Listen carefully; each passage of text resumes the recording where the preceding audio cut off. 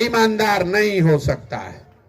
जब तक आप नहीं सुधरिएगा तो प्रशांत किशोर एक आ जाए कि 10 को ये सुधरने वाला नहीं है। बिहार के आदमी को सुधरना ही नहीं है। 5 बरिस बैठ के यहाँ आदमी गाना गाता है, जहां 4 को आदमी बैठेगा घर में, दलान में, खेत में, खलिहान में, चौक चौराहा, चाय के दुकान पर, जहां 5 आदमी बैठा यही बतियाएगा, ए भैया बिहार में कितना भ्रष्टाचार है, ए यहाँ तो पढ़ाई नहीं है, ए भाई यहाँ रोजगारे नहीं है, सड़कें नहीं है, नाली गली नहीं है। और जहिया वोट देने जाएगा तो ये सब बात भुला जाएगा। वोट के दिन बिहार के आदमी को खाली 4 को बात बुझाता है। पहला बात, हमारा जात क्या है और कौन हमारा जात का नेता खड़ा है, उसी को दिया जाएगा। वो नेता चोर है, बदमाश है, अपने जात वाला चाहिए तो जाकर उसी का बटन दबाइएगा। जो जात से बच गया वो धर्म में फंस गया। बहुत लोगों को लगता है कि बिहार में सब जाते पर वोट दे रहा। हम आपको बता रहे हैं ऐसी बात नहीं है। अगर हर आदमी जात पर ही वोट देता तो मोदी जी को बिहार में वोट कैसे मिलता। तो जो जात से बचा वो धर्म में फंसा। अरे भाई सब पुलवामा हो गया, सब हिंदू एक हो जाओ, मुसलमान नहीं जीतना चाहिए। पाकिस्तान पर हम लोग को बम गिराना है, अपना खाने का ठिकाना नहीं है। लड़का खाए बगैर परेशान है, नौकरी के लिए दौड़ रहा है, लेकिन लड़कों की चिंता छोड़कर पुलवामा के चिंता में जाकर वोट दिए हिंदू बनकर। जो दोनों से बचा, तो जिन लोगों ने लालू जी का राज देखा है तो कहता है भैया कुछो कहिए, लालू का राज नहीं लौटना चाहिए। अरे बाप रे बाप, बड़ा अपराध था। तो भाजपा का विधायक जो 5 बरिस जिससे आप नाराज हैं उसको गाली दे रहे हैं, चुनाव आएगा तो सामने ललटेन दिखेगा तो डर के मारे फिर उसी भाजपा वाले को जाके वोट दे दीजिएगा। और चौथा, हम लोग के मुसलमान भाई लोग हैं, इन लोग का दशा समाज में सबसे खराब है। दलितों के बाद बिहार में सबसे गरीब, बदहाल, फटेहाल बेचारा मुसलमान है। तो मुसलमान लोग का यहाँ जो हालत है कि कहता भैया जिए चाहे मर जाएं, भाजपा को तो वोट दे नहीं सकते हैं। भाजपा तो मुसलमान विरोधी पार्टी है। तो बिहार में बचा कौन? बिहार में तो भाई 2 ही दल है, एक मोदी जी का भाजपा, एगो लालू जी का ललटेन। नीतीश कुमार का तो पता नहीं है कि कितना देर ललटेन पर लटकेंगे, कब उछल के कमल के फूल पर बैठ जाएंगे। तो जो मुसलमान है वो कह रहा है भैया आप जिए चाहे मरे, भाजपा को दे नहीं सकते हैं, ललटेन दिख रहा है, इसी में किरासन तेल बन के जलेंगे। आप बताइए, इसी 4 चीज पर ना वोट पड़ा है भैया।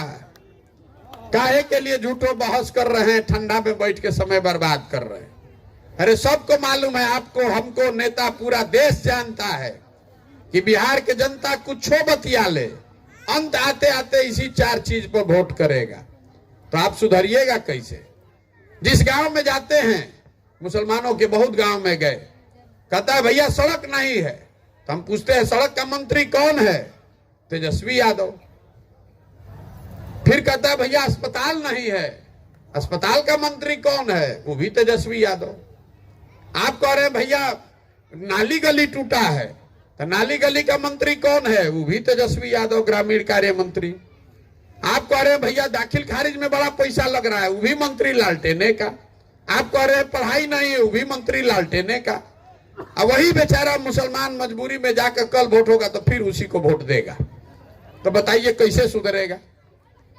यही हाल हमारे हिंदू भाइयों का है। 5 बरिस में मोदी जी ने कुछ नहीं किया, लेकिन मोदी प्रेम है, छूट नहीं रहा है। क्या कीजिएगा?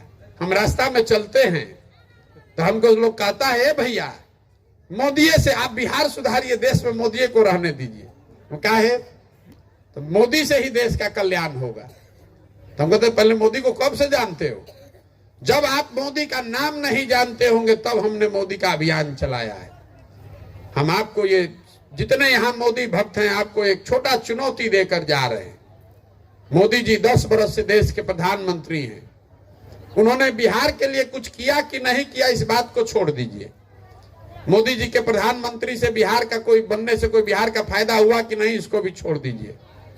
10 बरस में मोदी जी ने बिहार के विकास के लिए अगर एक बैठक किया है, एक बैठक, काम नहीं, एक बैठक किया है, उसका हमको खबर दिखा दीजिए, प्रमाण दिखा दीजिए।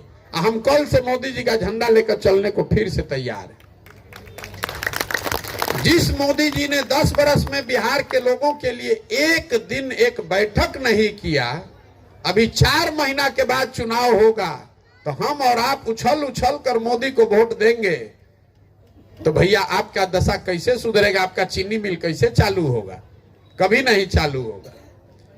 तो कोई जात के नाम पर बंधुआ मजदूर बन गया, कोई राष्ट्रवाद और धर्म के नाम पर बंधुआ मजदूर बन गया, तो पूरा बिहार के लोग बन गए बंधुआ मजदूर और उनके बच्चे बन गए मजदूर। यहाँ कोई सुनने को तैयार नहीं है, इसीलिए पैदल चल रहे हैं, हाथ जोड़ रहे हैं। और भाई आपको एक ही मंत्र देकर जाएंगे, वोट के दिन वोट जिसको देना है दीजिए, हमको उससे कोई फर्क नहीं है।